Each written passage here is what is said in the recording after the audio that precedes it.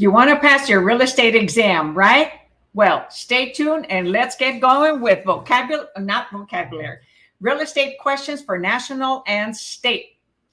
Okay, so we're continuing off from Saturday and we are doing national exam questions, explained, reviewed, so that you understand them well enough. Excuse the late delay, had to restart computer. All right, this is the book that we use, Texas Real Estate Sales Exam, 4th edition. It's an old book, but it's awesome, awesome, awesome. It has national questions and state questions. And it has 4 exams. The reason why we love this book, not just me, it's got 4 exams, 1, 2, 3, and 4. Today we're in exam 3. And it has a little bit of review about what the real estate sales exam's about, test preparation system, a refresher course, math review, and also glossary, real estate vocabulary. And we are continuing with question number 46. I have a series starting with series number 1. We are today on number 17. So I ask that you participate, okay, in the class by typing the question number and the answer, whether you're on YouTube, on Facebook, AgentPrep group, private group, or my Facebook business page. All right, so get ready for an evening of fun and learning. And for anyone who hasn't given StreamYard permission, go to StreamYard.com/Facebook. Okay, I'm copying it. And give StreamYard permission, okay, to post your name. It has to give Facebook permission, or Facebook has to give StreamYard permission. Facebook is very protective of your names. And that way we will be able to see your name like this: StreamYard, YouTube, YouTube AgentPrep, or StreamYard, instead of just seeing Facebook.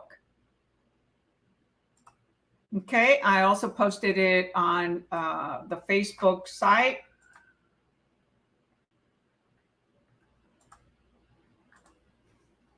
All right, let's get going. Question 46. Put your phones on mute and let's get with it. Number 46. Again, these are national questions. The manager who sets real estate rental rates should take into consideration the what? A, price the owner paid for the property. B, income the property must produce. Or C, going rates elsewhere in the neighborhood. Or D, owner's total expenses, including debt service. So the manager who sets rental rates should take what into consideration? So if you're going to be a property manager and you're going to set rates for each of the apartments, where would you look to see what current rates are? Type your answer in the chat.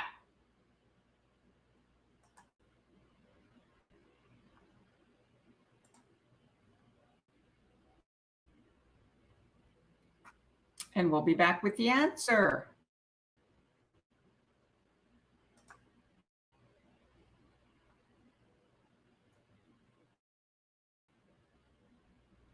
Okay, so far I have a Facebook user saying C, that the answer is C.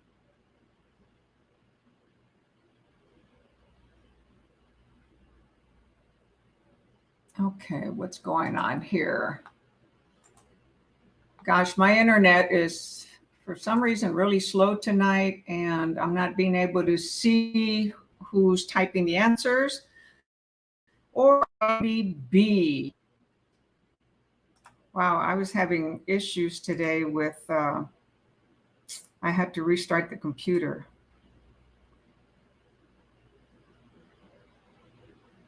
All right, so the answer is actually C. Going rates elsewhere in the neighborhood. You want to know who the competitors are. And so you want to see what others, in the neighborhood are charging per month. Hi, Elida. Thanks for joining us. So the answer is 46C. So the price the owner paid for the property, no, we don't care about that. Going rates, income the property must produce, no, that's not how they set rates. Everybody has different income coming in. And then D, it says owner's total expenses, including debt service. No, that would be if they're getting a loan, but not to determine what the rental rates are. Okay, so correct answer was C. Is C, going rates elsewhere in the neighborhood. Okay, so Marianne, please go to this website, StreamYard.com/Facebook, and give Facebook permission to post your name like this, okay, instead of just Facebook user, which is how yours is showing. Okay. All right. So Elida says hi. And the answer is C. So let's go to number 47. Okay. I've got to minimize the screen.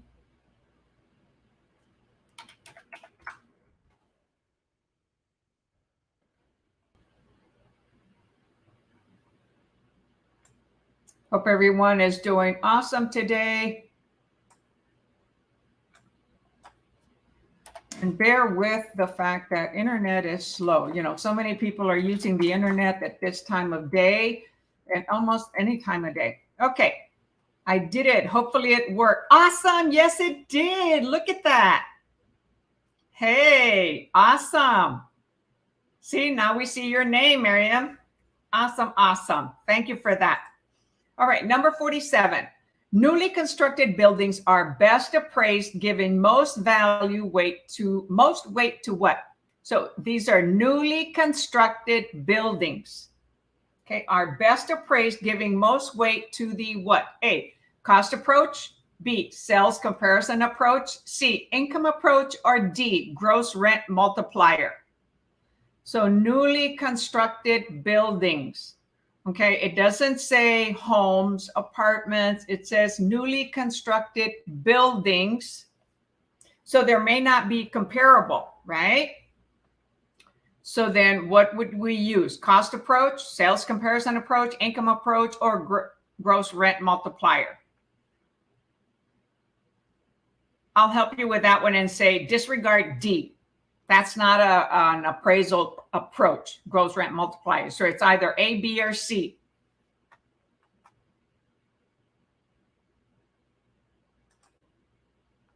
Type your answer in the chat. Remember to type the question number and the letter answer.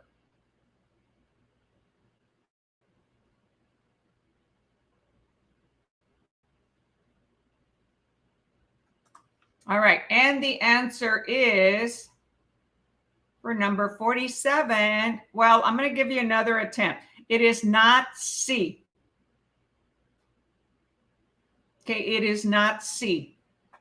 A new constructed building, okay, doesn't have income yet. So we can't compare it to other income generating properties yet. We could, but we don't know what the income of that property is going to be.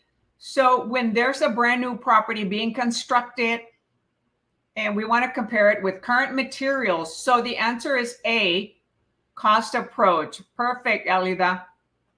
The answer is A. So I'm going to type the answer for number 46, okay, on Facebook, so that it's going to show up on StreamYard again. And then number 47 is A. Cost of number 48. Moving right along.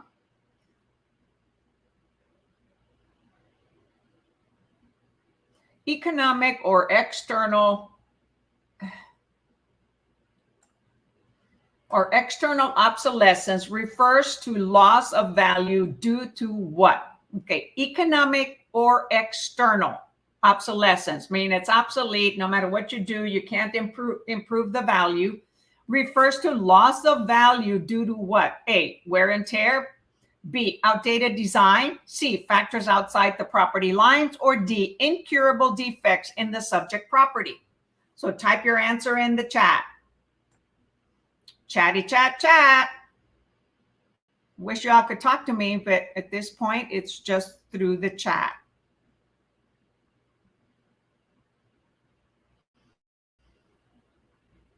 So type the question number 48 point and then the letter answer.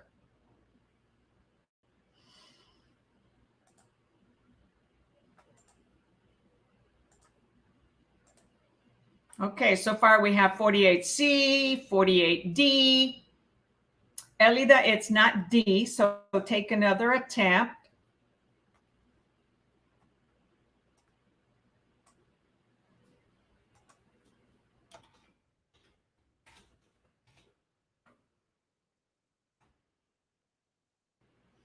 Okay, the answer is C. External factors refer to outside factors that we cannot change, okay? Like an external or nearby landfill, unemployment in the community that affect the value of a property, of a subject property. Let's say a new commercial property was built next to residential, and you can't, no matter what you do to that residential property, it's not going to improve the value. That is called economic, due to the economy or to external situations like the landfill. Okay, so that is factors outside of the property lines. 48C.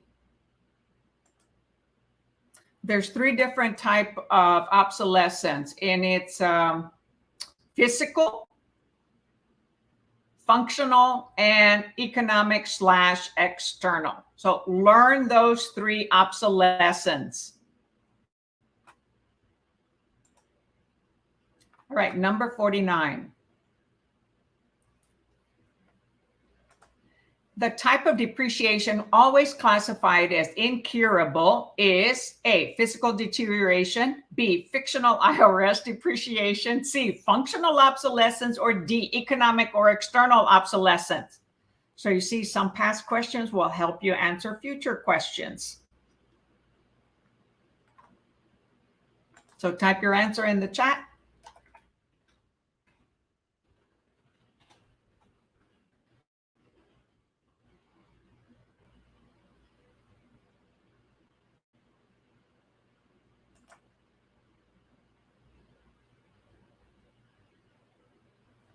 Come on. There's a few of you on here. Type your answers. Take a risk. Don't be shy. This is your time to practice getting the answers right or wrong. If you get them wrong, I'll explain it to you. So the answer is D. Awesome. Y'all were paying attention, right? Economic or external obsolescence. And you see, there's the other two. Physical deterioration means, you know, the property has deteriorated, okay, by use. So by painting it, updating the floors, the countertops, you know, things like that, we can improve the value. Okay, so there could be deferred maintenance. Functional obsolescence means the properties around it have maybe a 3-bedroom or a 4-bedroom, and this house might only have 2 bedrooms, you know, 1 bath, and so that depreciates the value of the property. However, if they expand on it, if they add on to it and make it a 3-bedroom and 2 baths, then it can be competitively priced to the surrounding properties. Let's say new houses have been built, right? So it's no longer functional to a family that needs a 3 or 4-bedroom house. However, it is repairable. Costs more money, but it is repairable. Number 50. So anybody who just came in, we are doing national questions. Tom Jones asked Sarah Smith, a real estate salesperson, to help him set the right asking price for his home. Sarah's broker will help her prepare what? A, reconciliation of value. B, an assessment analysis. C, a competitive market analysis. Or D, a limited appraisal. So when we're helping a seller, okay, set the right asking price, what are we actually doing? What will the broker help with if this real estate agent is not experienced?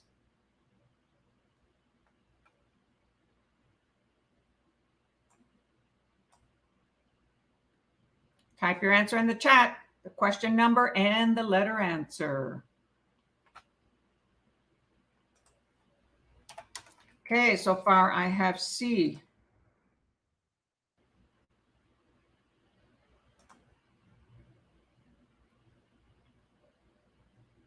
C, can't see the answer. Yes, I know, sorry, the highlight was on.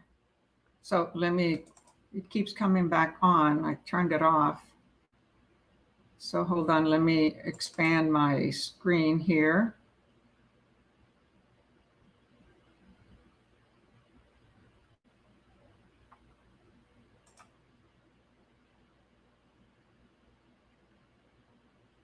My internet is responding really slow, so sorry about that, guys. Okay, there are the answers. So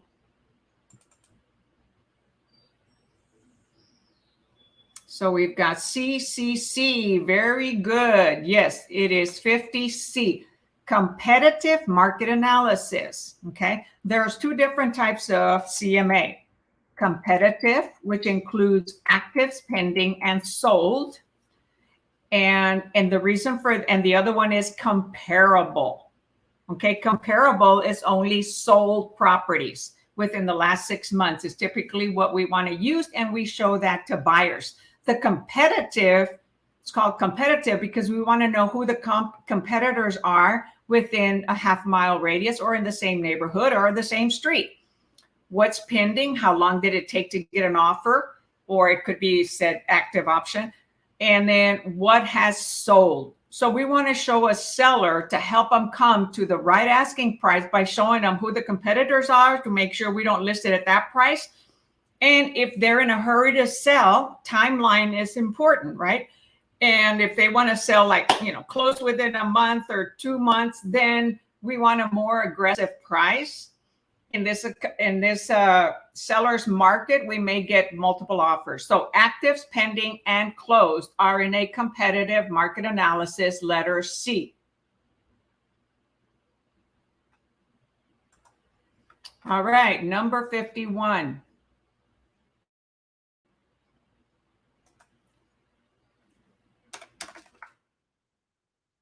Okay, that's not small enough. Wow, that's still not small enough. All right, there we go. We get to see the whole answer. All right, number 51.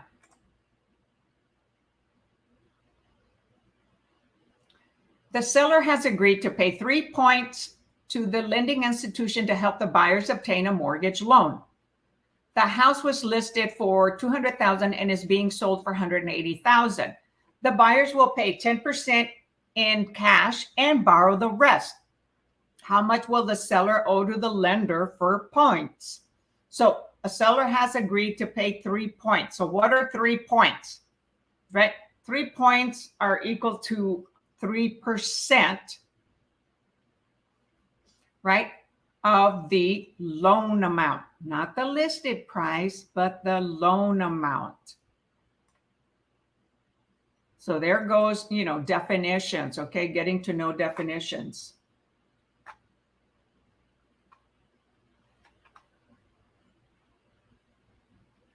So type your answer in the chat.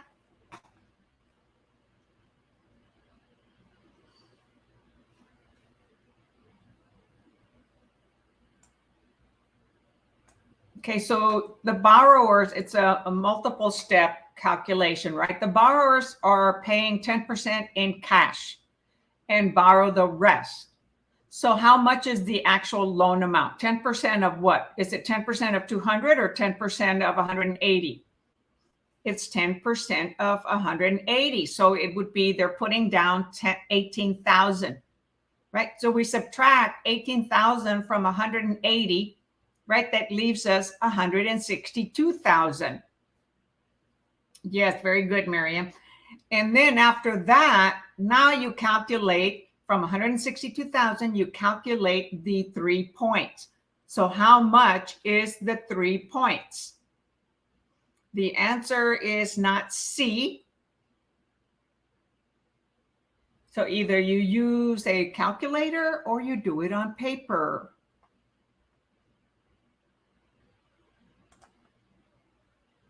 The answer is B. It's 162,000 times 0.03, which gives us 4860. 4860. Now let me see if I have the tools. Yeah, so that I can type sometimes on here. View. Well, the internet is slow, so I'm not going to attempt that. Okay, so the answer is 51B.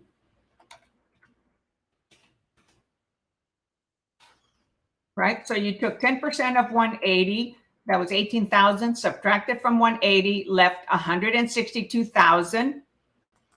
And then you multiply 162,000 times 3 points, which is equivalent to 3%. And that gives us 4860. All right, number 52.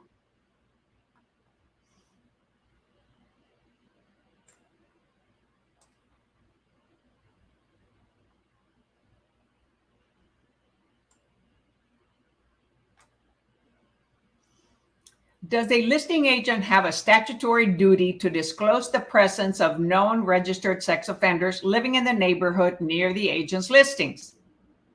So are we required to share that, or do we send them to a website for them to do their own due diligence? So the answers are A, only if requested by the buyer or the buyer's agent. B, yes. C, only with the property's owner written permission. Or D, no. There are certain things that we can do and others things that we don't. And that's because if we give them the wrong information, we could be liable. So we refer them, to a website. Yes, you were right the first time, Elida.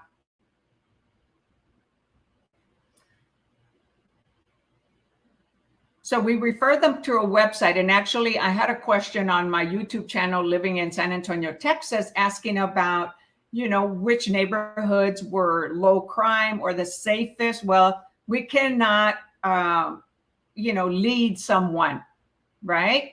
And therefore, I refer them to go to a website that they can search in Texas to see what the rates are, the crimes, and they can get a little bit more information. That way they get it themselves. So the answer is 52D. Very good, Lisbeth and Miriam. All right, number 53. Let's see here. Okay, it shows all up in one page after I remove the screen. Okay, on January 1st, Fred Gillespie buys a small residential rental property for $300,000 with the land accounting for 20% of the value. So Fred buys a residential property, a small residential property, depends where it's at, right? For $300,000. And the land is worth $20,000. The IRS allows him to depreciate the property improvements over a period of 27.5 years, 27.5 years, 27.5 years. Each year they can depreciate up to 27.5. How much can Fred deduct as a charge for depreciation on this year's income tax return? Type your answer in the chat.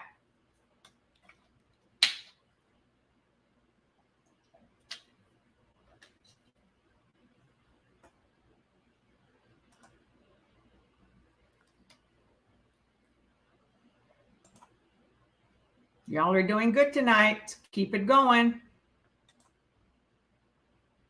Participate, participate, participate. Okay, so I can help you.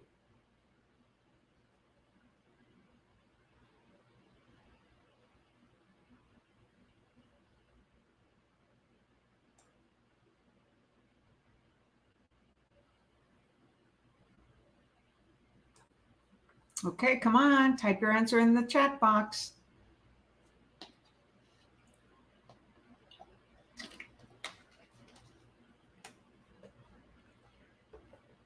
Okay, so on 53, okay, the property represents 80% of the purchase price. Okay, so 300 times 80, that's 240,000, right? That is the actual price of the building. The land is 20%, which would be 60,000.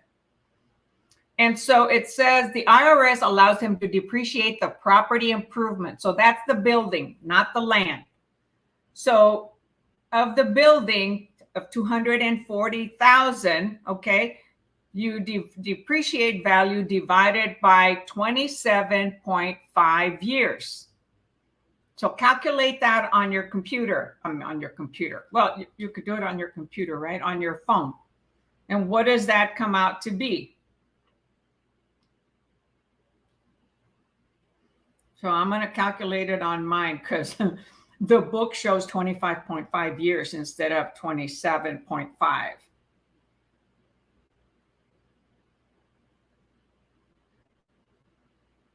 Okay, it's divided by 0.275, although it gave the right answer. Nobody likes math problems. Okay.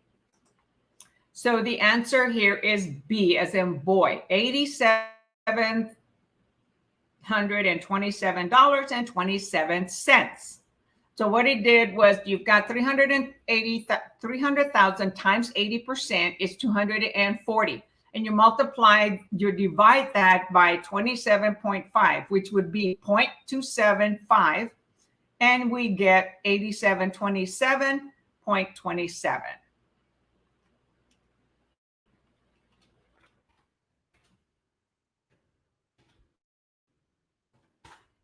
For the answer is 53B. Oh, very good.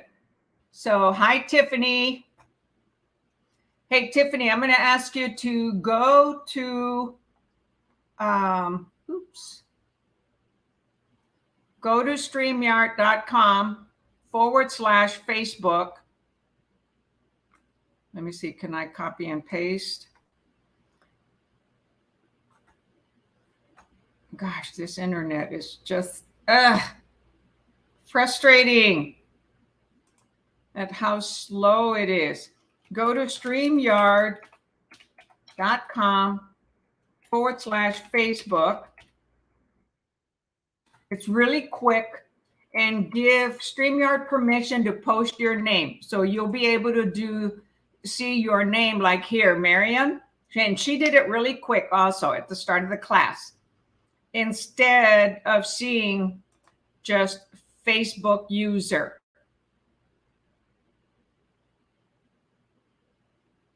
Okay, so the answer was 53B. And thanks for all of you who are participating. That is awesome. You're the awesomest class today. Ha ha ha. You're the only class I had today. Oh. All right, 54. Under federal fair housing laws, the protected class familial status means what? Under the federal fair housing laws, okay? It's federal, applies to all 50 states, right? The protected class familial status means A, extended families living together, B, unmarried persons living together, C, persons with children under the age of 18, or D, married persons with children under the age of 18. Type your answer in the chat and we'll be back.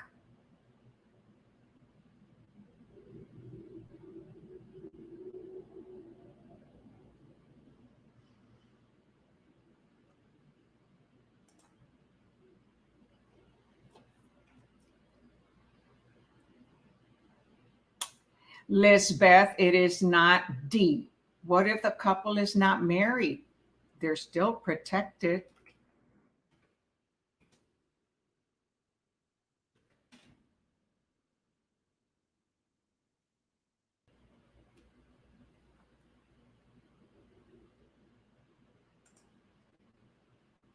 Anybody else?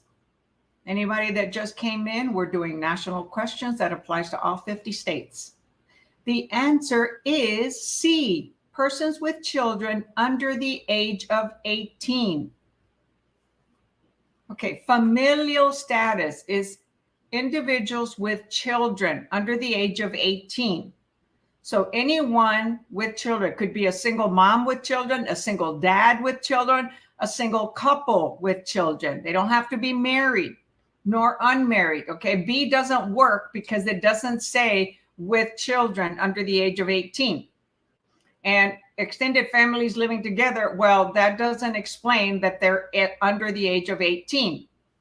So the correct answer is 54C. It is persons, individuals, single or two person with children under the age of 18. Okay, got it, got it. All right, number 55. Moving on to the next page.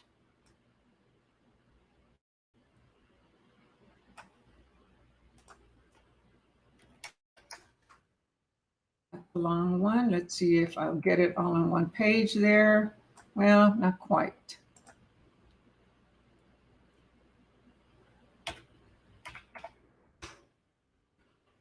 All right, there we go.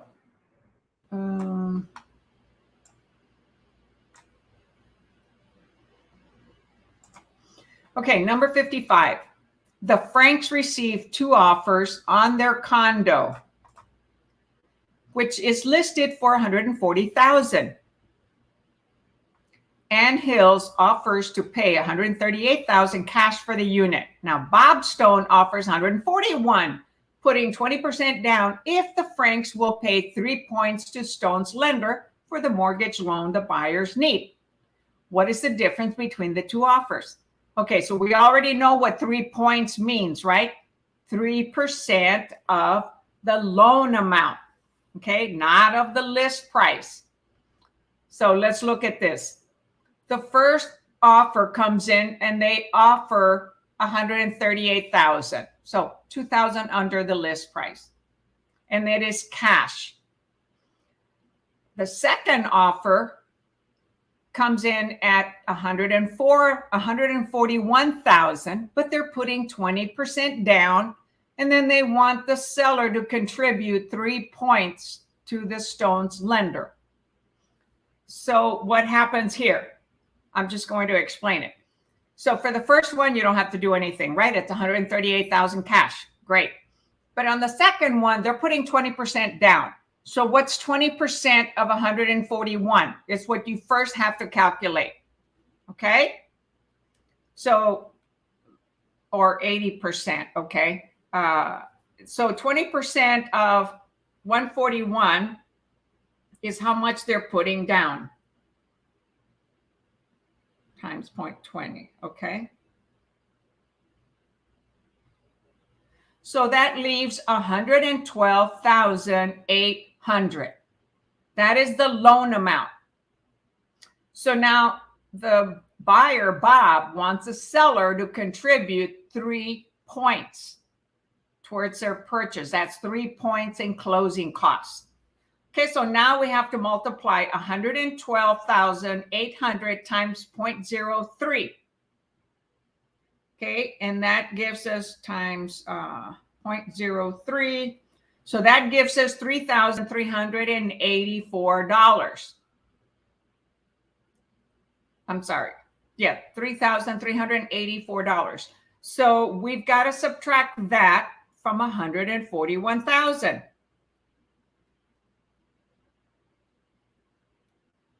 Oops, I did it the wrong way. 112,800. Okay. Minus, what did I say? 3,384. Okay. Gosh, calculating this wrong. 112. Sorry, I'm calculating it on my phone so I can explain it. Minus 3,384. Okay, was the 3% or the 3 points? So the cash offer is 138,000 cash. Could be a quick close. So then the Frank's, the Bob Stone's offer, when you reduce the list, when you take out 20% for down payment, okay, that left us with 121,800. We multiplied that by 3%, which is 3 points, which gave us 3,384. So now we subtract 141,000, which is the offer price, minus the 3,084, which were the 3 points, leaves 137,616. So the difference between 138,000 and 137,616 is what? $384. So which do you think would be a better offer? The 138 cash or the 141? Which is a loan, has a possibility of falling.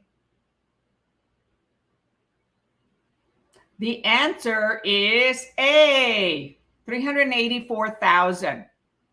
So I'm trying to see if I can type on here.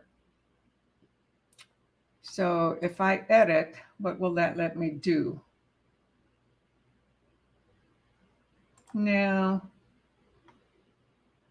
let's see, can I put a chat box on here? Okay, so I put a chat box on there. So what we have to do is we have 141,000. Oh, wow, it's really small. No, that's not the way to do it. I'm trying to show you the calculation. So show display, navigation, tool panes, show edit tools, show display tools, show property bar. Let me see if that'll do it. No, that didn't do anything.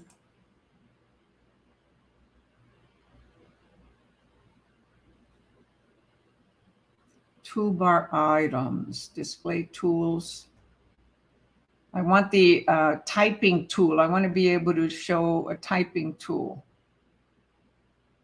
so that I can show you how to calculate it in case some of you don't. Okay, I can't figure out which one it is. Okay, so the answer was 55A. All right. Here, let me move my answers over here and I'll show you the calculation.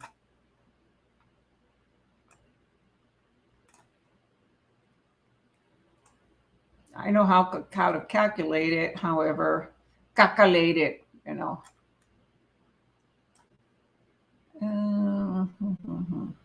This was question number, what, 55?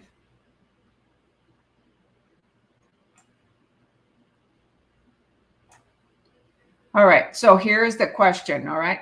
So Bob will get a mortgage for $112,800, right? That's 80% of $141,000 because he's putting down 20%. 3 points will cost $3,384. $112,800 times 0.03%. That's equivalent to the 3 points. So the Franks will end up with $141,000 less $3,384 or $137,616. The difference between $137,616 and the $138,000 cash offer is $384. That's how that is calculated. You can do it on your phone or you can do it on, well, actually, they won't let you take your phone. They'll loan you a calculator. Okay.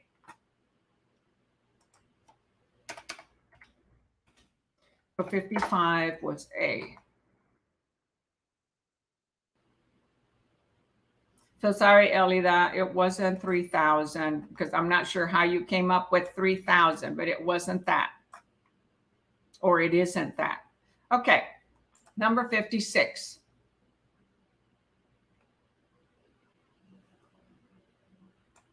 Most licensed salespersons sponsored by a real estate broker work as which of the following?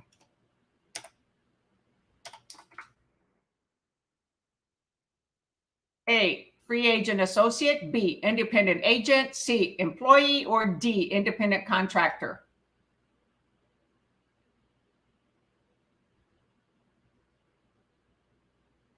Which one is it?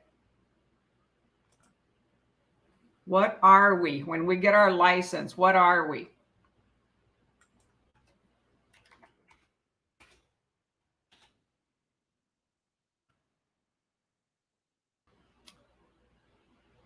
No, it is not B. Read the answers carefully. You have a better choice of what the exact words that are used. Yes, we are independent agents, but we are referred to as an independent contractor. So what we end up signing with a broker is an ICA, which is an independent contractor agreement. So we have to pick the best answer. The best answer, according to what we learned, is independent contractor.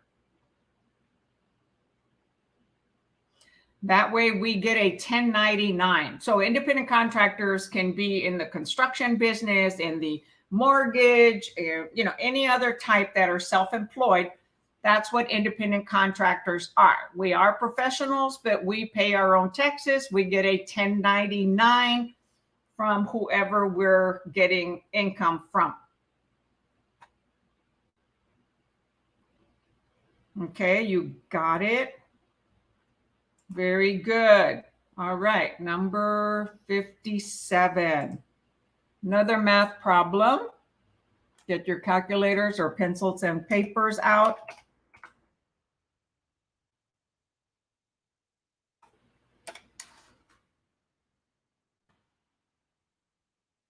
All right. The owners are buying, I don't know if I showed the answer or not. Oh, yes, I did. Okay. The Owens are buying a $100,000 house with 5% down and an FHA mortgage for the rest. They must pay an upfront MIP. What is MIP? Mortgage insurance premium, right? Because FHA mortgages are insured for the whole life of the mortgage. They're paying a 1.5% in addition to other closing costs that total $1,000. So this is on what? The mortgage amount. The MIP is on the mortgage amount, not the list price or the offer price. So they offered $100,000, putting 5% down. How much money will they need at closing after they put 5% down, 1.5% MIP, and $1,000 other closings? Calculate that and put your answer in the chat.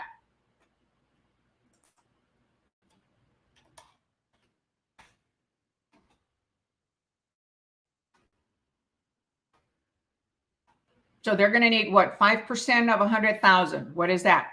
5,000 plus 1,000. Okay. However, the loan is 95% of 100,000. So the loan is actually what? 95,000. So then the MIP, the mortgage insurance premium to be paid up front, that's part of the closing cost. Multiply 95,000 times 1.5%. So 95,000 times 1 is what? 950 times half of that is 475. Okay, so that comes out to $1,425 in mortgage insurance premium. So they're paying 5,000 down plus 1,000 closing costs. That's 6,000 plus the mortgage insurance, which is 1,425. So that brings us to 7,425. Very good. Yes, you calculated that right. Very good, Lisbeth.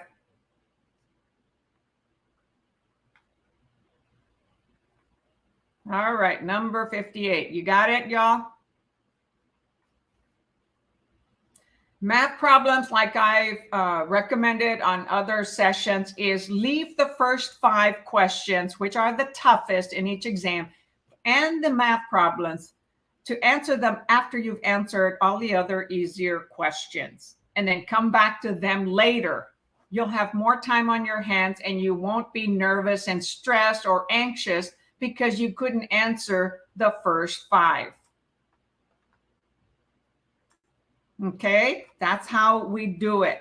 That's what I've learned, okay, from several book authors, prep book authors, not just any author.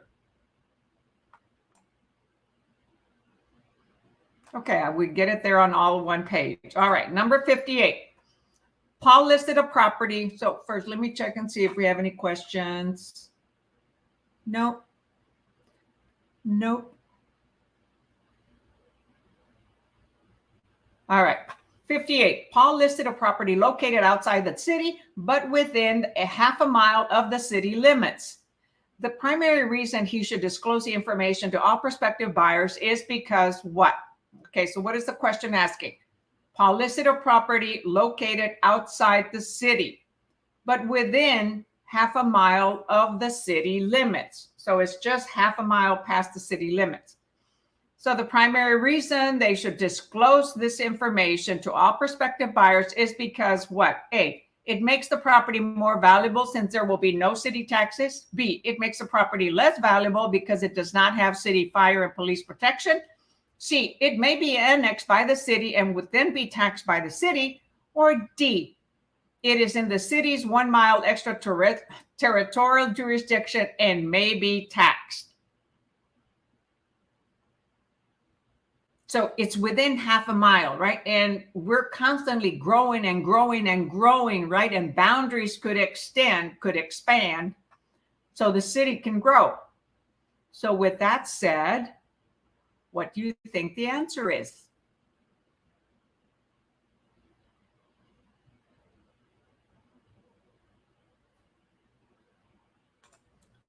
Type your answer in the chat.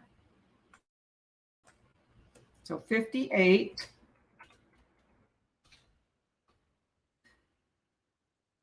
Okay, either my internet is slow and I don't get to see your answers quick, it's taking longer, or nobody, very few of you are participating. Scaredy cats today. Don't be a scaredy cat. Take a risk. Do it. Answer the questions. So far, I've got 58C. I've got Miriam, a brave soul. Thank you for adding the question number, Miriam. Anybody else? Anybody else? Going once? Going twice? Gone. Bong, bong, bong. The answer is 58C. Hi, Yesenia. Thank you for joining us. A city, it may be annexed by the city and would then be taxed by the city. Okay. Yes, it's in the county, so they're not going to be paying city taxes. But since it's half a mile within the city limits, okay, just half a mile past the city limits, the city could grow in a short time, in a few years, okay, and be annexed. Now that owner that was only paying county taxes will be required to pay city taxes, and city taxes are much higher. That's why people love to live in the county, because tax is going to be lower. All right, so number 59, but this is not refreshing on here. I'm talking about my Facebook page where I type the answers.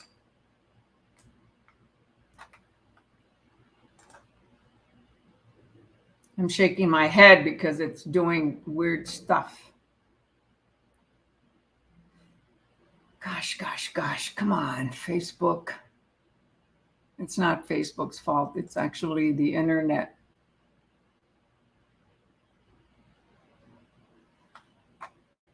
Okay, it's responding slow, so I'll type the answer in here. So the answer was 58C. Okay. All right, number 59.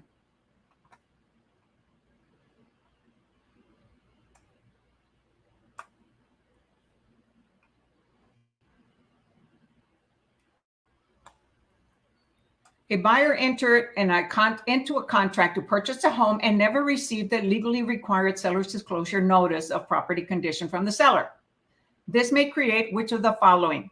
A void contract, B, an invalid contract, C, a voidable contract, or D, a rescindable contract.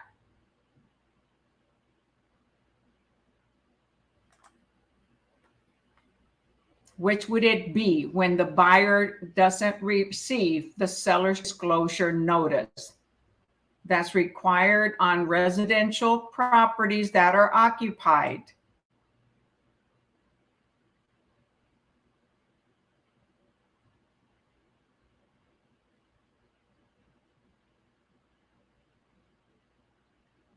Type your answer in the chat. Okay, I've got 59C. Anybody else?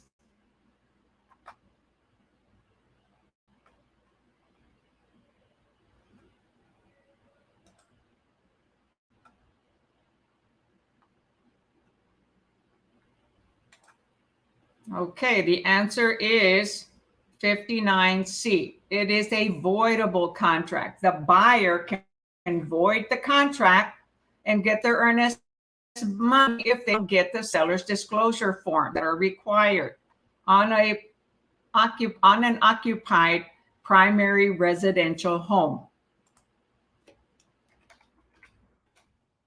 It is not D, not a rescindable. Rescindable means you're requesting it back. You're rescinding what you sent. No.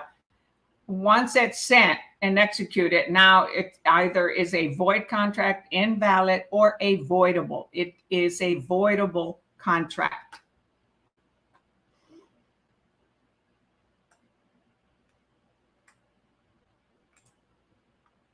All right, number 60.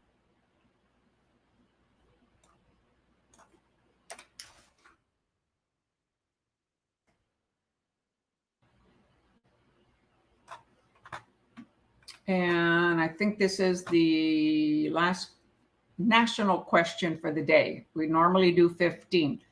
Okay, 60. Administration of which of the following would best be handled by a property manager? Okay, a property manager. It is the administration of which of the following?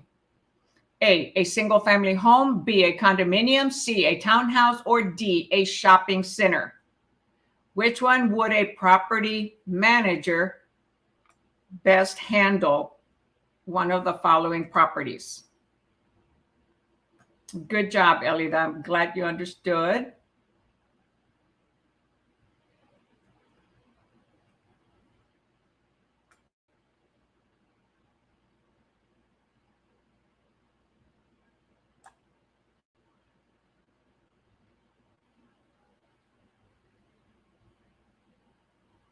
Okay, so far I've got 60B. Anyone else?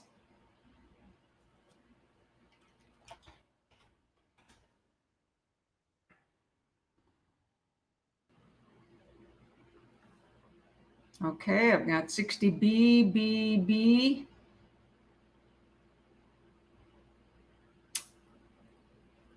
It is not B. A condominium is like a single family home. It doesn't require a property manager unless it's all owned by one individual. It can have a property manager, okay? But it says administration of which of the following would be best handled by a property manager. Any of them could have a property manager, but which one is best handled by a property manager? Take another attempt. It is not B. Typing the answer for number 59, so don't get confused, okay? So for those that are watching the replay, I just posted the answer for number 59. For those that are here live, all right, we're getting better answers. Yesenia. Yes, a commercial property, a shopping center, would be best handled by a property manager. Okay. Okay, a single family home, condominium, townhouse, shopping center, all of them can have a property manager. It's up to the owner, right? But which one is best handled by a property manager? For sure, a shopping center. The owner probably doesn't want to deal with individual, rental agreements, because they're going to have lots of different stores there in the shopping center. Doesn't mean they can't, but more than likely they will hire a property manager and pay a percentage. And that property manager will keep track of making sure repairs are done, any complaints, any concerns by the tenants, collect the money and provide a monthly report to the seller and send them their rental amount after all expenses are deducted. Okay, so let's see. We started with 46 plus 15, that's 60. So that is the last question for tonight. And we were using this book on the national Texas Real Estate Sales Exam. Don't let the Texas throw you off. It's for all 50 states because it has national and state questions. Okay, and for exams, we are on exam number 3. So now we're going to move on to state questions. So you can take a moment break. I'm going to take a sip of water and we'll start with Texas state questions. And anyone is welcome to stay. It'll help you understand how maybe questions in your state can be asked. Okay, these state laws or the state information won't apply to your state. Some may, but your state has its own. Hi, Sandy. Your state has its own state questions, and you'll want to get that from your state.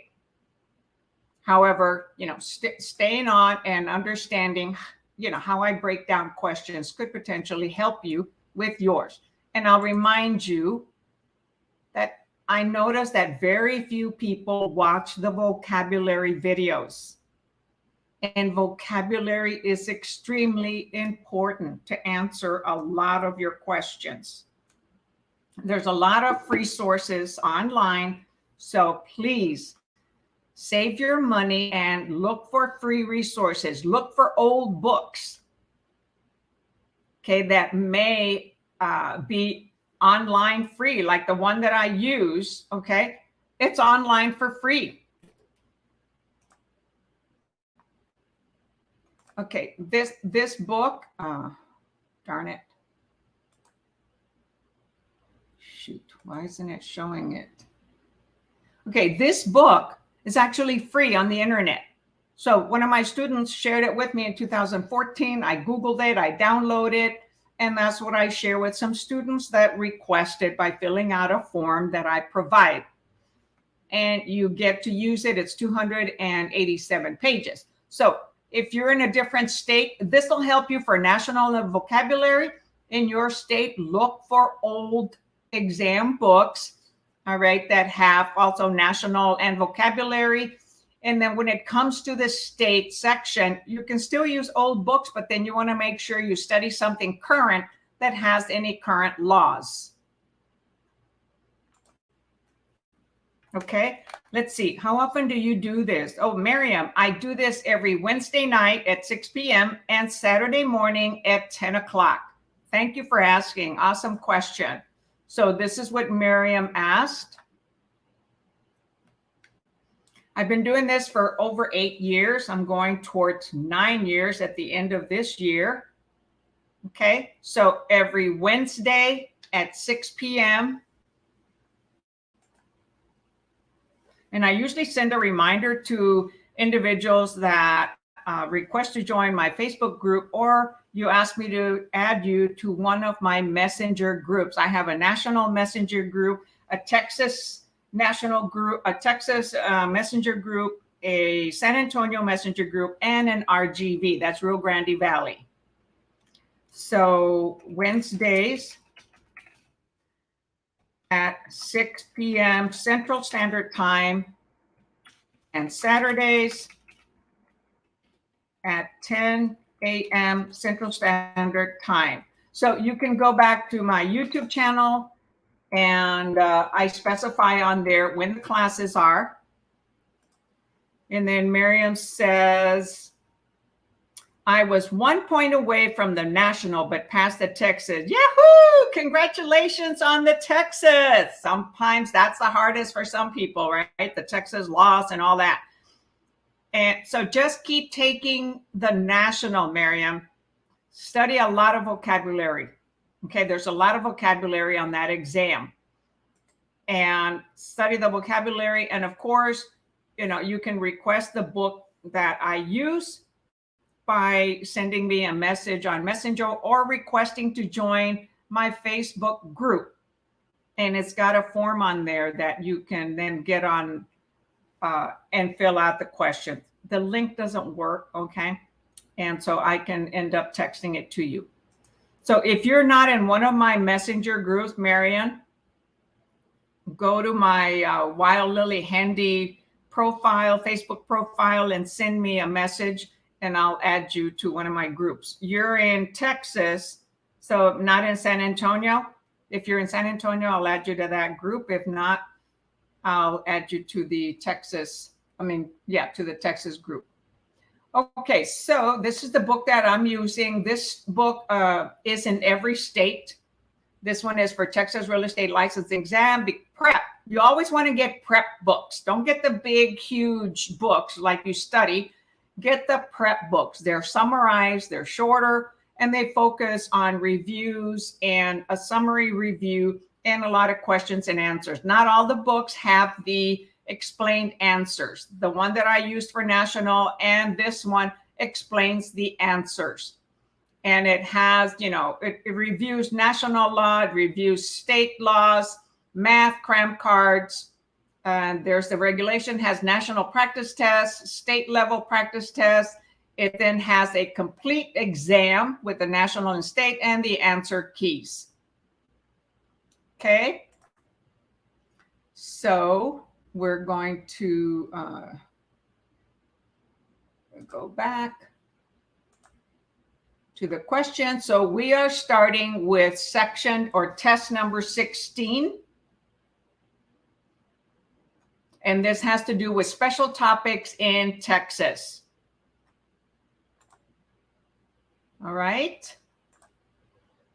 So I'm going to enlarge this and see if I can make it larger for you all. Okay, that didn't work. So let me edit the text a little bit. Gosh, that didn't work.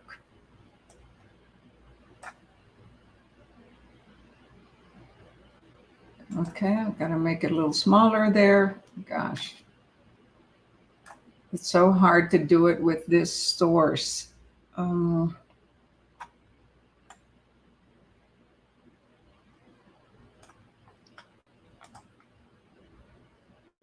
Okay, there, it's not as big as I'd like it to be for you, but there it is. All right, number 16.1. Texas a community property state.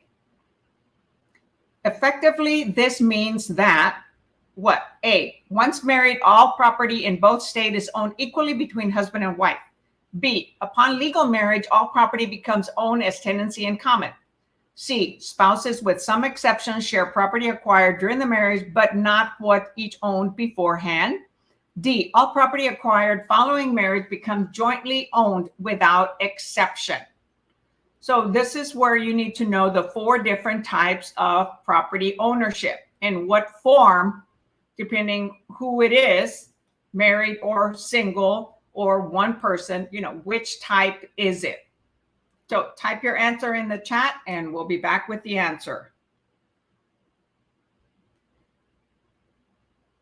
So remember, there's 4 different types. There's severalty, there is tenants in common, there is joint tenancy, and then there's tenancy by the entirety. In Texas, it's called community property. So joint tenants by the entirety is known as community property in the state of Texas. So type your answer in the chat, please.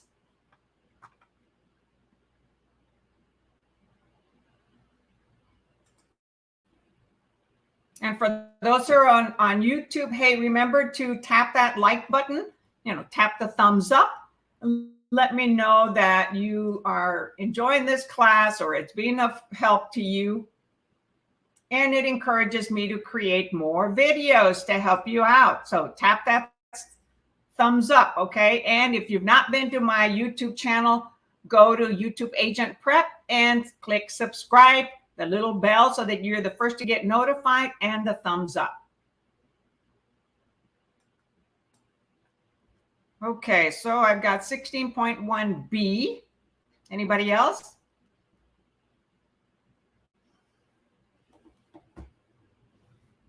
No, it is not B, Lisbeth, because the second part of that answer says all property becomes owned as tenancy in common. No, it is not tenancy in common. Tenancy in common is for unmarried individuals that buy property. And they don't have to buy it at the same time. So for married couples, it's one of the others.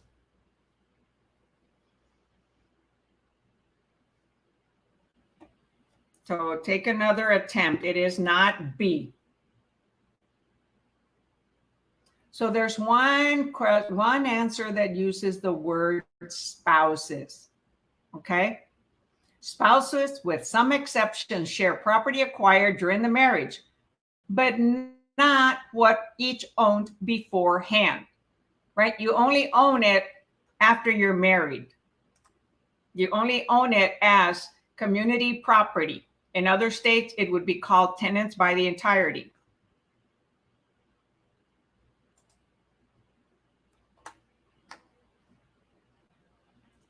So the answer is actually 16.1C.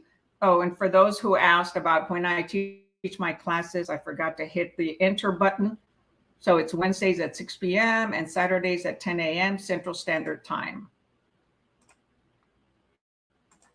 So 16.1 is C.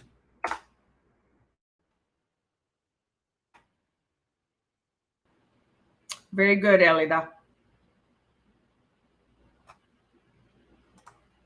All right, number 16.2.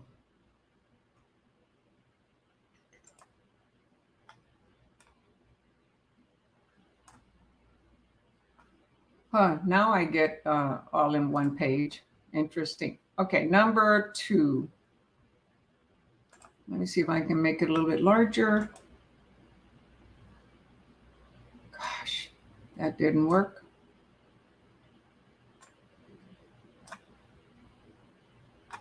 Okay, there it is, a little bit larger. Number 2, a husband in a community property state acquires a vacation property as a family gift on the first anniversary. What is the ownership status of the property? Okay, so it was acquired as a gift.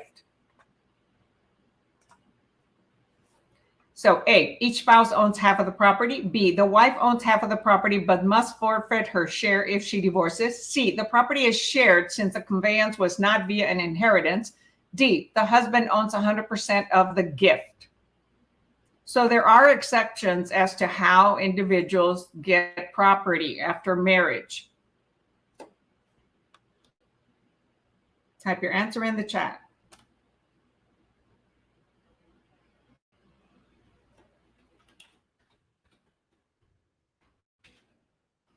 Man, I'm a little warm. I'm going to increase my temperature, decrease my temperature. Okay, so far we have D. Anybody else?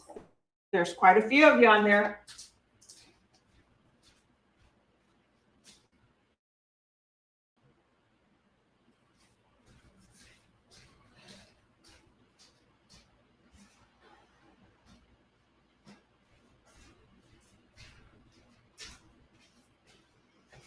Let's see, no one else. Okay, the answer is D. The husband owns 100% of the gift, because a gift is an exemption from the wife or the spouse owning it equally. If they purchased it with joint money, then it becomes 50-50 community property. However, it was acquired as a gift. So that is excluded from being 50% owned by the spouse, by the wife. Number 63. I'm sorry, 16.3, not 63.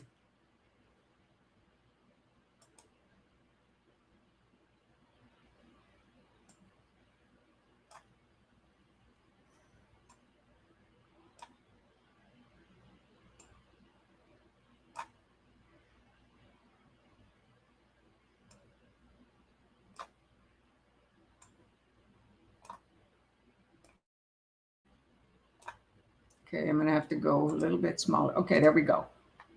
Okay, do y'all get that? I mean, several of you answered, well, Elida put B. No. So it belongs only to the husband. It was a gift. All right, number 3. Which of the following is not an accurate characteristic of homestead laws? So what is a homestead law? A, homestead rights require a one-time filing with the county clerk. B, homestead interests are extinguished if the property is sold. C, the family must occupy the residence to qualify for the homestead. D, homestead property can only be voluntarily conveyed by both spouses. So which one is not? Okay, not a characteristic of homestead laws.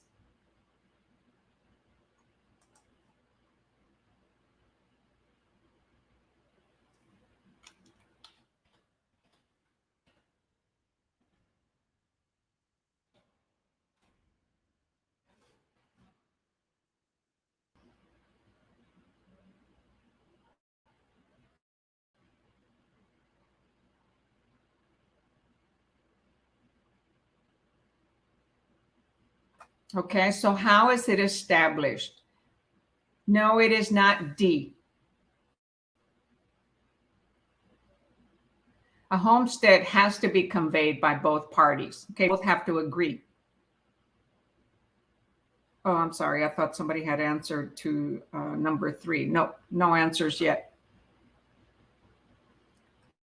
Okay, the correct answer here is A. A homestead rights require a one-time filing with the county clerk. No, they don't require to file.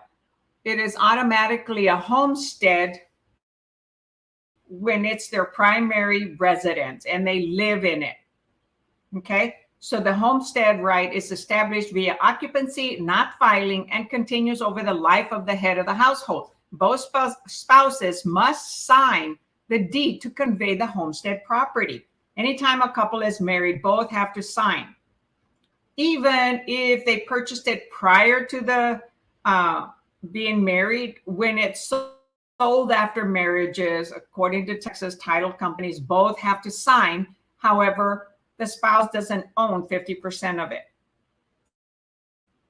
So homesteads are terminated by conveyance or abandonment. Okay, so the one that is not a characteristic is homestead requires a one-time filing. Now, once a person has it as a homestead, in order to get the homestead exemption, meaning paying lower taxes, property taxes, they have to go and fill out a form so that they do get the exemption. Otherwise, it's considered their homestead, but they're not taking advantage of the property tax reduction. That has to be applied for. All right, number 4.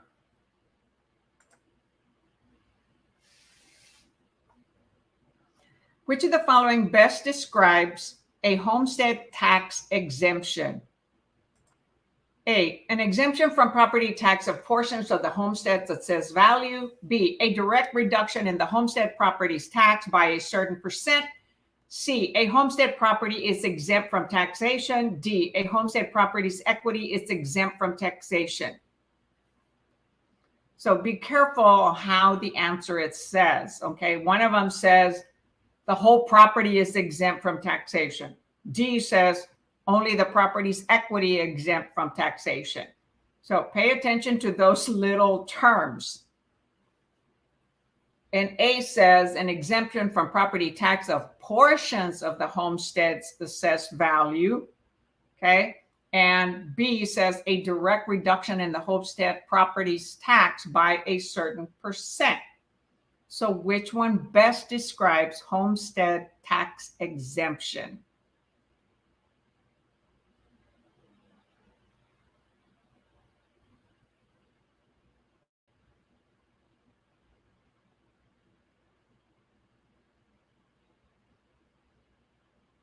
So two answers look like they could be correct, but only one of them is, just because of a few extra words that they put on there.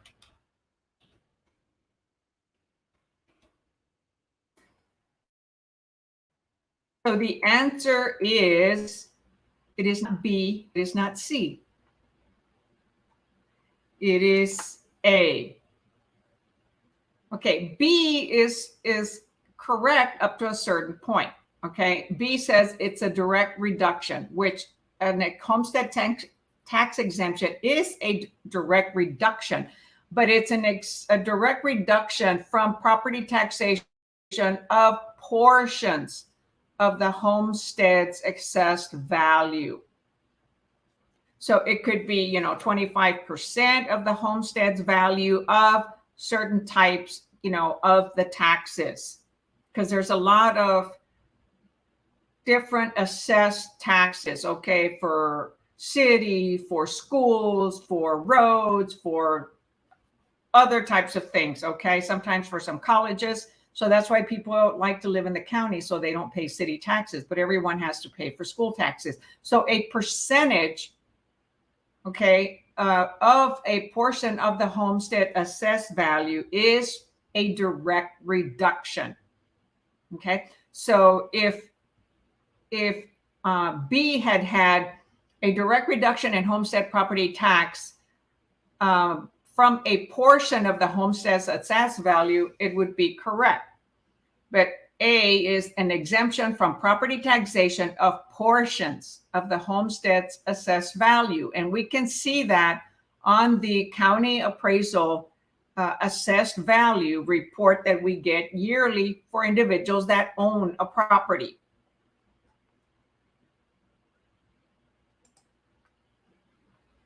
Okay, did you all get that? It's really tricky. So on A, it was only on portions of the homestead. So not every section of the taxes that are on there that are assessed are exempt, okay? Only parts of it.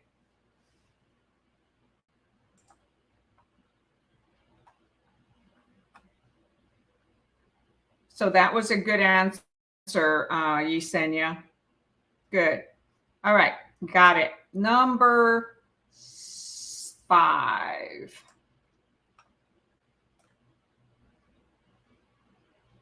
So let's see if this worked. No, that didn't work. I just have to move it a little bit less. Gosh.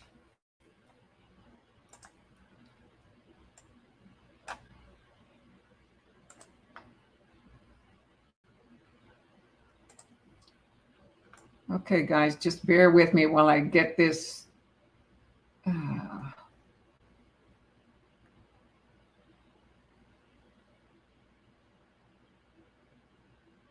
What if I change the font? No, I don't want to mess with too many things. Well, that font there, but it's not as dark, as bold. Okay, 5. Which of the following is an accurate homestead tax exemption statement? An accurate homestead tax exemption statement. A 10,000 exemption from county purposes. B, a 15,000 exemption for school district. C, the standard homestead amounts are granted to each family member resident. Or D, disabled persons can receive more than one residence homestead in a year.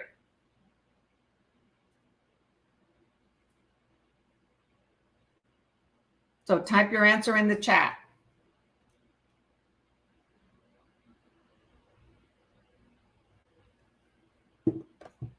So which one is an accurate statement of a homestead tax exemption? Remember, I said there can be a tax exemption on different items, right? City taxes, school district, roads, trash, colleges, things like that. So they only deduct it from certain ones, not all of them. It is not A.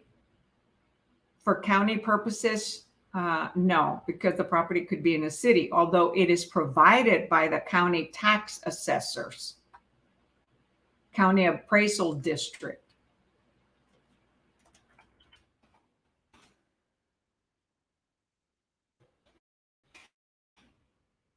So the answer here is 16.5B, a 15,000 exemption for school districts, okay? That would be a correct statement, a correct homestead tax exemption statement. Number 16. Following the tax sale in a foreclosure proceeding, okay, a foreclosure proceeding, a homeowner can regain full ownership of the property by paying all amounts owed plus fees and charges. In this section, which of the following is true? Oops. A, the homeowner may do this since he is exercising his equitable right of redemption. B, the homeowner may only exercise a statutory right of redemption prior to the tax sale. C, the homeowner may in fact exercise the statutory right of redemption provided the property is the principal residence. Or D, the homeowner may exercise the statutory right of redemption provided it is done within 3 years of the tax sale. Every state has a different foreclosure law and a different redemption period. So oops, I don't want to say that. So which one is correct for Texas? I'll tell you this, Texas has a 2-year redemption on a tax sale. So it's not D.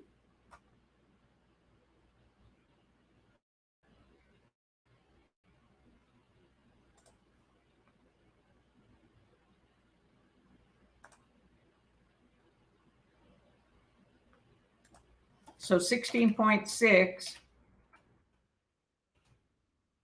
is, okay, so 16.6, what letter, Elida? You typed the question number, but not the answer. Okay, much better. So for anybody who may have just joined us, we are doing Texas state questions. The answer is very good. C. The homeowner may in fact exercise the statutory right of redemption, provided the property is the principal residence. Okay, so that is a tax sale. That means their primary residence is being sold for taxes. And what is the word? It says a homeowner, not an investment owner. So a homeowner, after a tax sale and foreclosure, can regain full ownership of the property by paying all the amount owed plus fees. And the fees are 25% the first year and 50% the second year of the taxes that the investor paid at the tax sale. So that's why investors like to buy tax sale properties as a foreclosure proceeding, because if the owner wants it back, they're going to get 25% on the first year and 50% of the second year of the taxes that they paid that the owner was behind. So it has to be on their principal residence. And so the redemption, right of redemption, is 2 years for the state of Texas. Other states may be different. So number D was wrong because it had 3 years. Okay. Number B was wrong because it said prior to the tax sale. No, it's after the tax sale. And then A said the homeowner may do this since he is exercising his equitable right of redemption. So it said right following the tax sale. What does B says? Prior to tax sale. All right, number 7.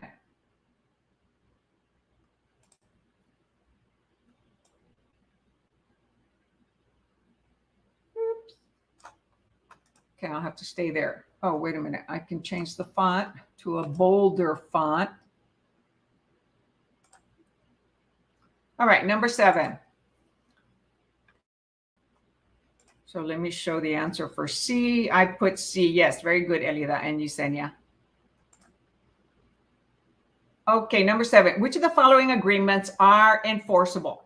So which of the following Texas agreements are enforceable? A verbal 30-day month-to-month lease. B, an oral agreement to buy an oil interest in a property. C, a written lease signed by the landlord's son, an unauthorized representative. Or D, an oral property conveyance between a judge and a juror. So which of the following agreements are enforceable in a court of law, in a small jurisdiction court? Okay, so far 16.7, what letter, Elida?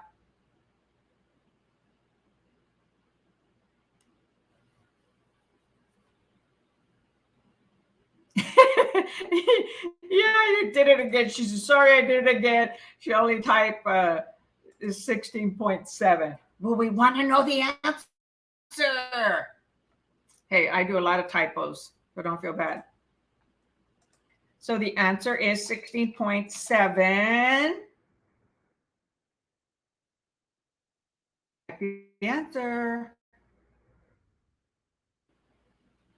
Okay, I'm going to type the answer. It is a verbal 30-day month-to-month lease. Because what? Any lease less than a year old can be enforceable. If it's a year or old or longer, it has to be in a written agreement. So which of the following agreements are enforceable? A verbal and oral agreement for a 30-day month-to-month lease. That is enforceable. The others are not. Oil interest in a property, oral agreement, written lease signed by landlord's son, an unauthorized representative. No. Why? Because they're unauthorized. D, an oral property conveyance between a judge and a juror. No. So 16.7 is A. All right, number 8. Which of the following is a legitimate power granted to a landlord or a tenant? And every state has tenant and landlord laws that both parties can have access to. It's free online. So A tenant's right to vacate a week-to-week rental with at least 1 day's notice. B, a tenant's right to apply the security deposit to the last month's lease in the absence of damage. Or C, landlord's right to evict a month-to-month lease tenant with 30 days advance notice. Or D, a landlord's right to waive liability for not maintaining habitability of the premises. So which one is a legitimate power granted to a landlord?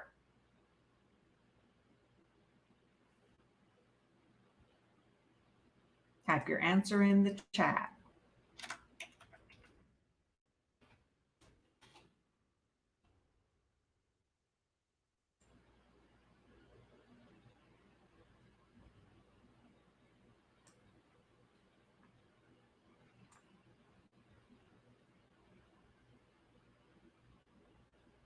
Okay, there's several of you on YouTube, so go ahead and click that thumbs up.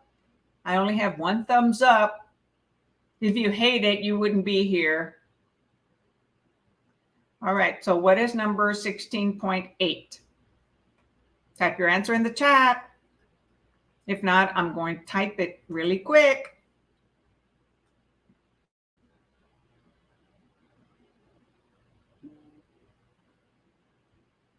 Okay, so far I have A. That is not accurate for number 8. So give it another whirl, another attempt. It is not B either.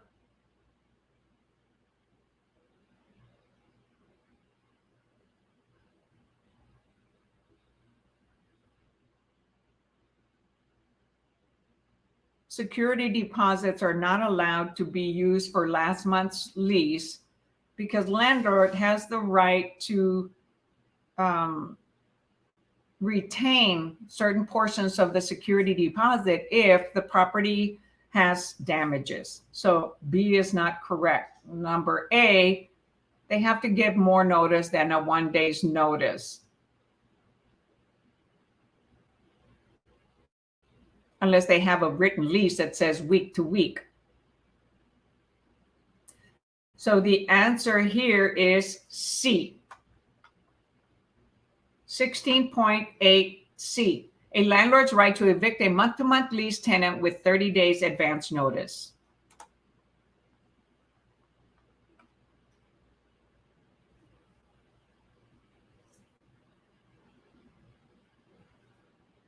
All right, oh, you get that?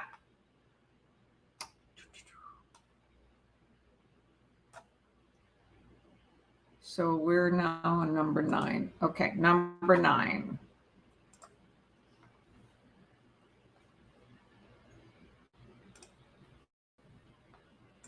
All right, number 9. Which of the following is true regarding subletting a rental property? Okay, so what is subletting? So there we go again, definitions. A, tenant may freely assign unit if lease is for more than 5 years. B, tenant may assign or sublet but must return property to original condition prior to the subtenant's occupancy. C, tenants are free to assign their lease obligations but may not sublet without the landlord's permission. Or D, tenants must obtain landlord's prior consent to sublet the apartment. So which one is an accurate answer? Which one is true regarding subletting a rental property?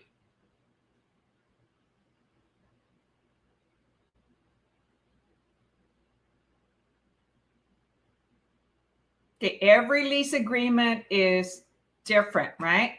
And whatever the lease agreement specifies, that's what will be allowed. So far I have 16.9C by DB Fitness. Hey, DB Fitness, thanks for joining us. And I have 69D. Okay, the answer is not C. It seems accurate, but it's not C.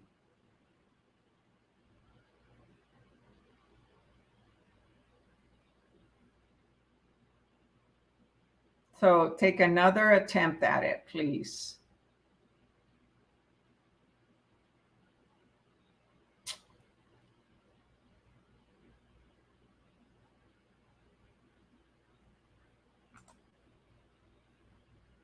All right, so far I have D, and yes, the answer is T. D, tenant must obtain landlord's prior consent to sublet the apartment. It would be stated in the lease agreement. However, if it's a verbal agreement, they better have that in writing, right? Gosh, what happened to all my answers?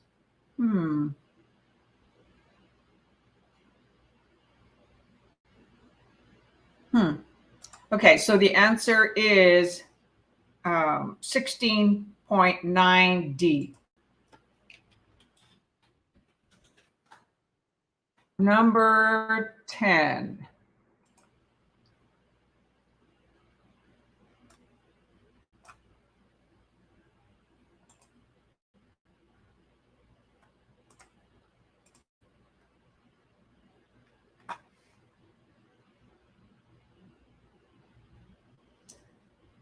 Which of the following is not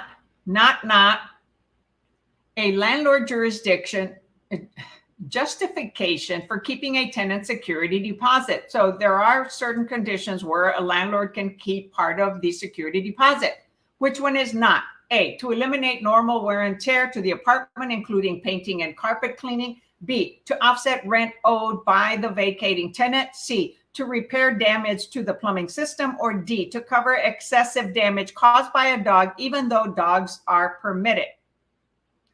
Okay, type your answer on the chat for that one.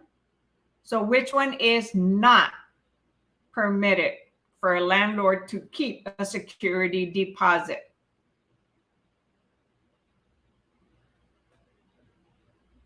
Type your answer in the chat.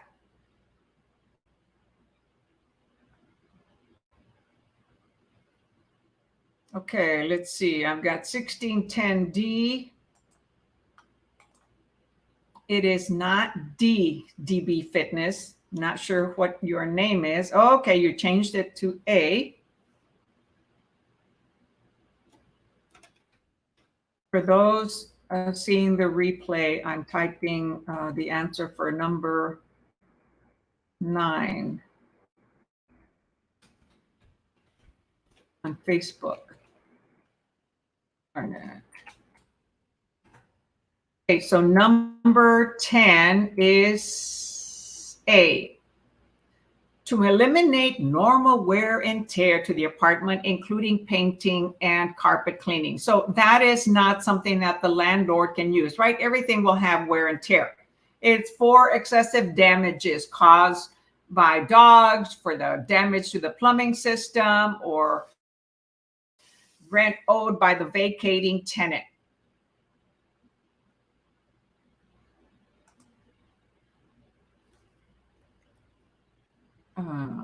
Oh shoot, 16.10, what did I say? A. So the answer is 16.10A, right? They don't charge for painting and carpet. That's part of an investor's requirement, okay? Security deposit is for damages, something that was intentionally done. Not, that's right, except always gets me. Boy, no kidding. It's gotten me sometimes even during the class. Okay, so that's what TV Fitness said.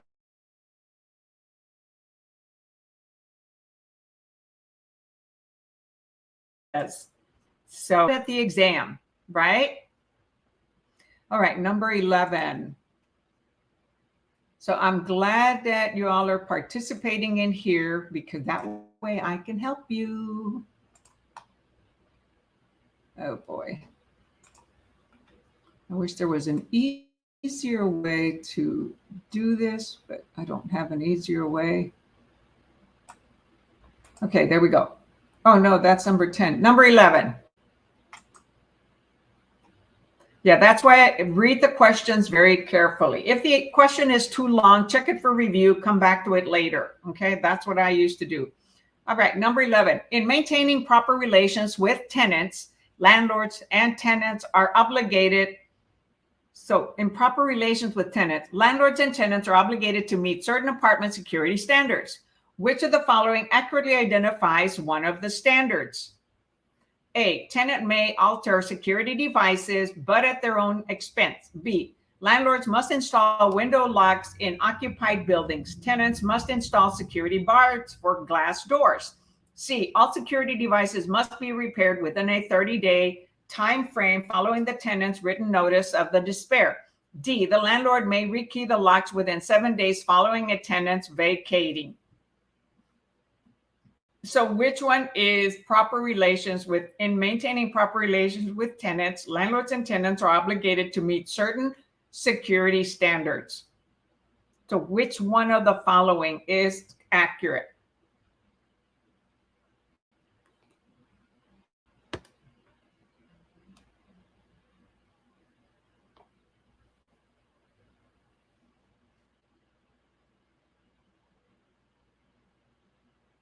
So, pay attention to all of them carefully. Okay, so, tenants can't alter security systems, right? So that one would not be it.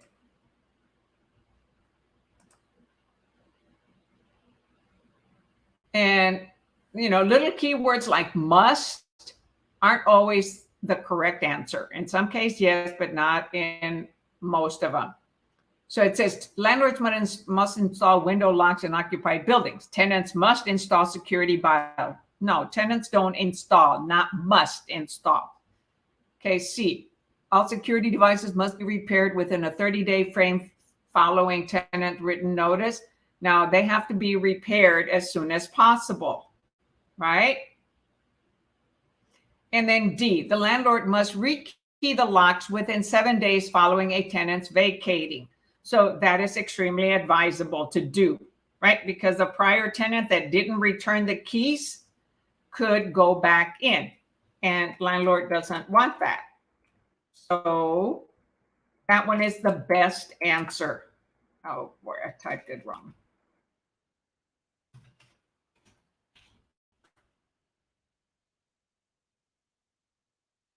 So the correct answer is 1611D.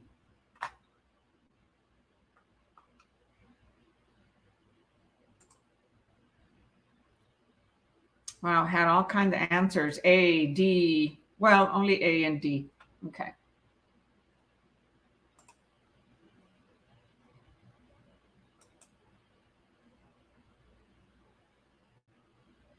Oh boy. Number 12. So somebody had answered A. Tenants may alter security devices. No. Tenants cannot alter what a landlord provides security devices. Number 12. A Texas Property Code Chapter 92 is very specific about fire safety regulations. According to code, A, there must be a smoke alarm on at least the ground level of a 2-story duplex. B, fire alarms must be inspected annually by the landlord. C, tenants are responsible for inspecting and repairing fire extinguishers. D, there must be a smoke alarm in every bedroom of a dwelling. So think about it, common sense.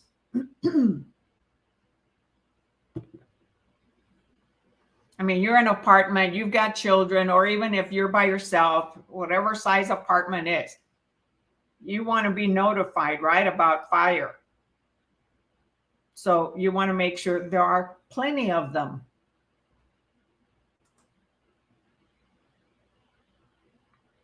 So type your answer in the chat.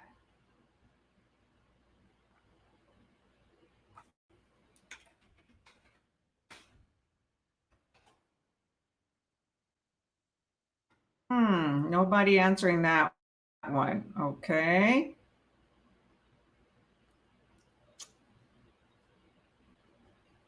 So I'm showing the answer for the prior question.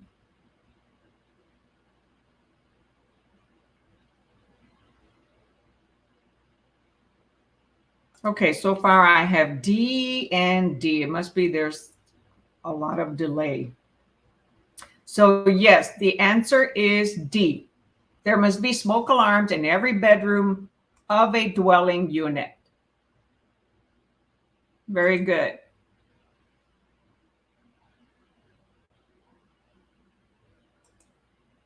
Gosh, this internet is terrible.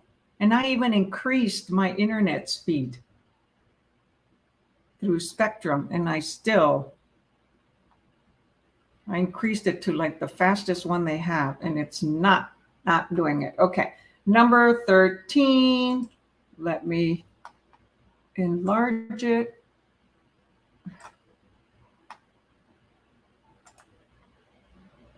Okay, there we go.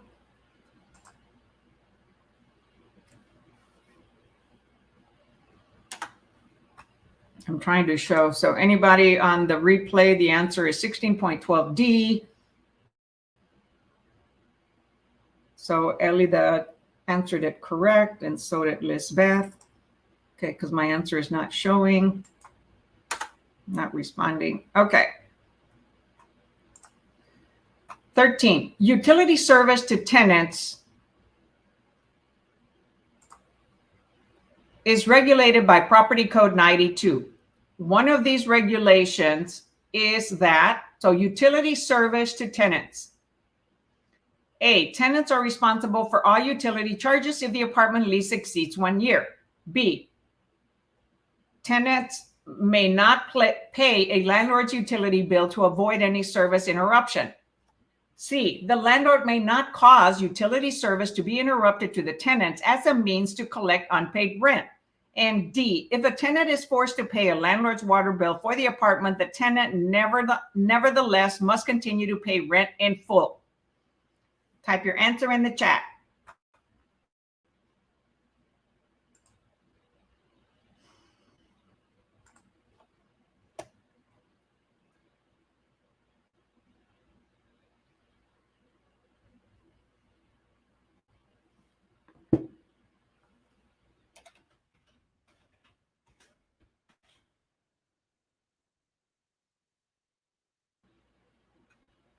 All right, come on, type your answers. I know there's an internet delay probably at your end also, because it is at my end pretty bad. And it's only going to get worse until they get higher speeds, right? Because the majority of us, including kids, children, have phones, right? Or on the internet. Okay, so far I have an answer of C from DB Fitness. Anyone else?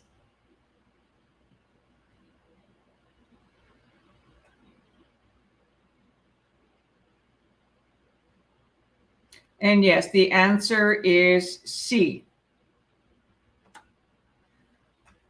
The landlord may not cause utility service to be interrupted to the tenant as a means to collect unpaid rent. They cannot intimidate the tenants, okay, because because of rent not being paid.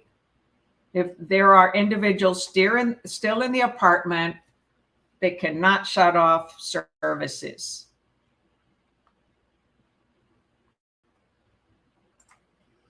Number 14.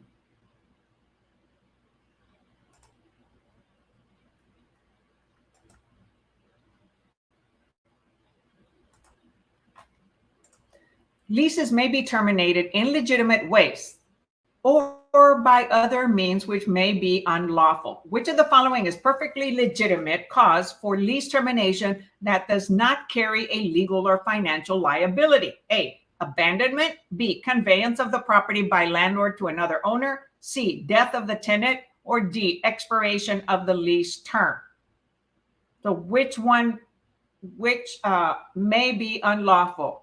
See, so which of the following is perfectly legitimate cause for lease termination?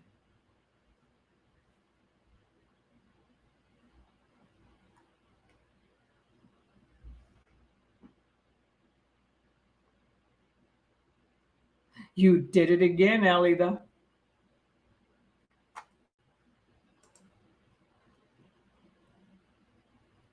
Okay, so far I have D.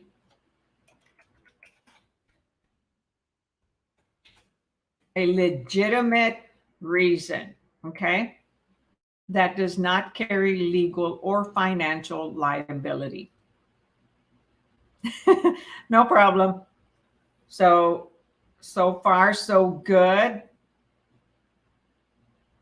I'll give you time to type your answer, Elida.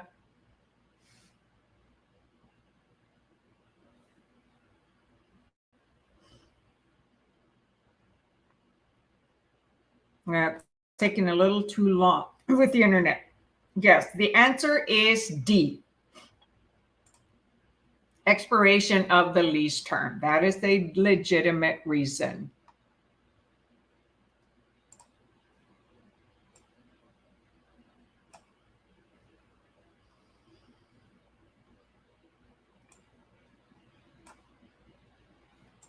All right, number 15. When tenants default, the landlord may evict by following the correct procedures.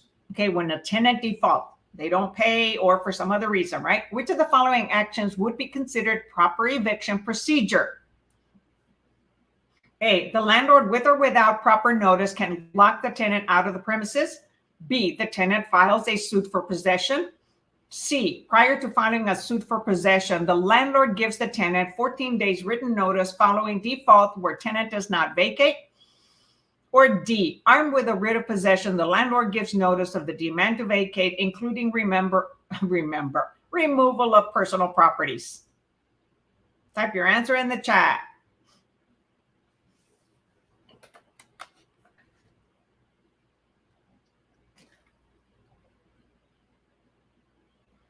Every state has its own tenant landlord laws and procedures for evicting or giving notices when someone is default. But here is the landlord may evict because the tenant is in default.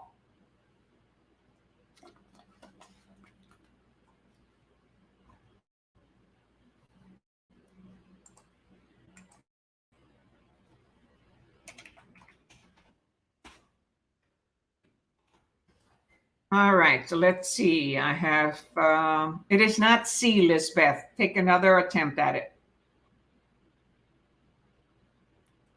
Because look at what C says. Prior to filing a suit for possession. Whenever a landlord is is going to evict someone, we have to go by the court and present the proper document. So there are certain forms that allow for 7 days, but not to evict them. 7 days notice to come current. And if the landlord is going to evict them, then it has to be taken to a small jurisdiction court.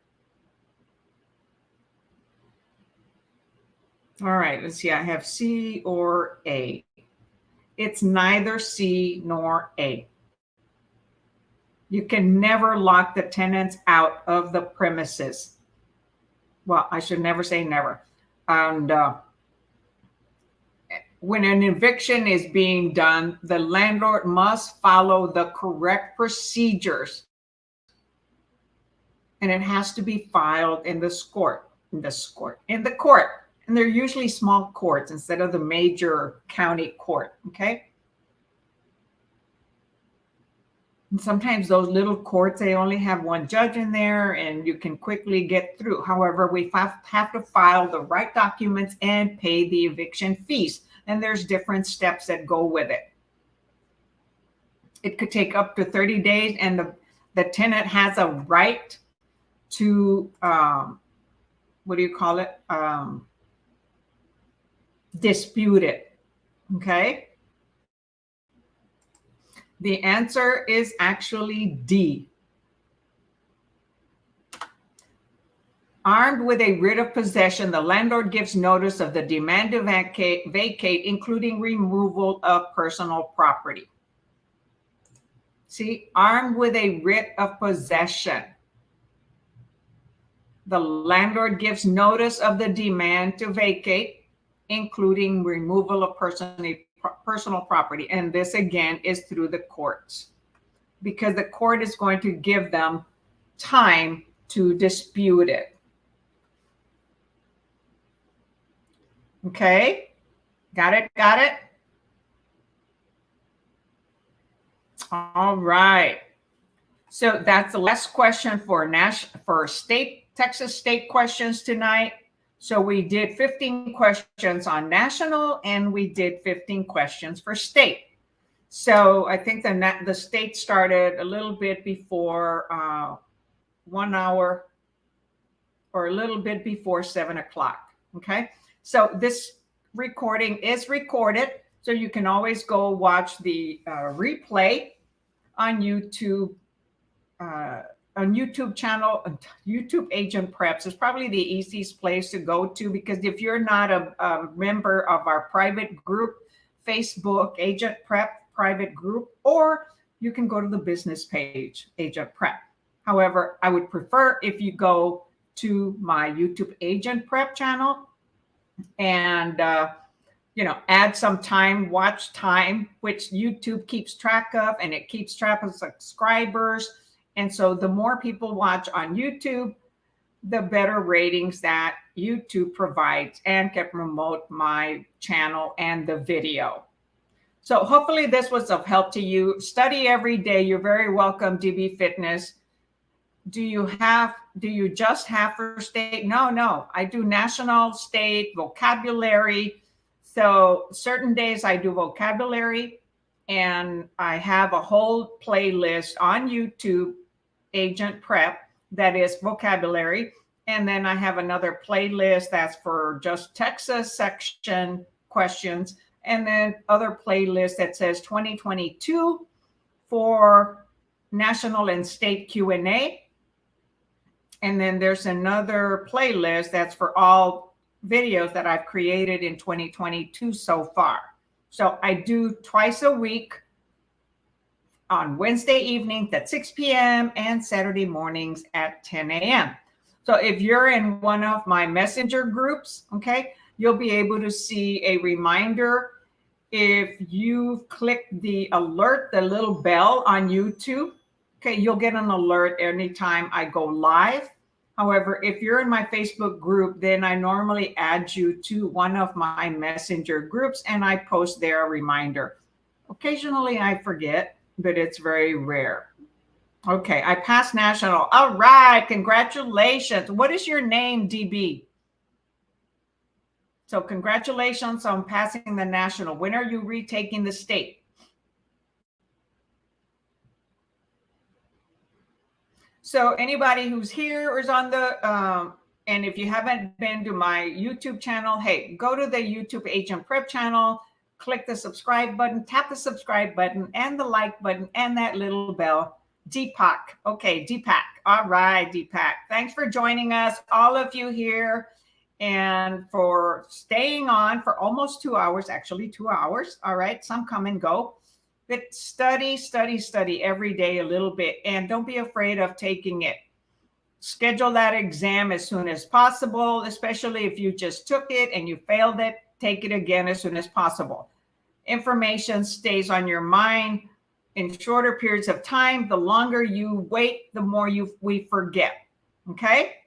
So remember to study, and affirm, I passed, okay? And you'll pass, believe it. Remember to skip the first 5 questions and the math when you're in the exam, on the exam date. Those are usually the toughest. Answer all the easy ones and then come back to the hard ones, okay? Read the question carefully, read the answers carefully. Don't be so quick to answer, because even I have screwed up when it says accept or not, you know, those types of things. And watch out for certain keywords. All right, y'all, until next time, thanks for attending. Talk to you later. Catch you later. Bye.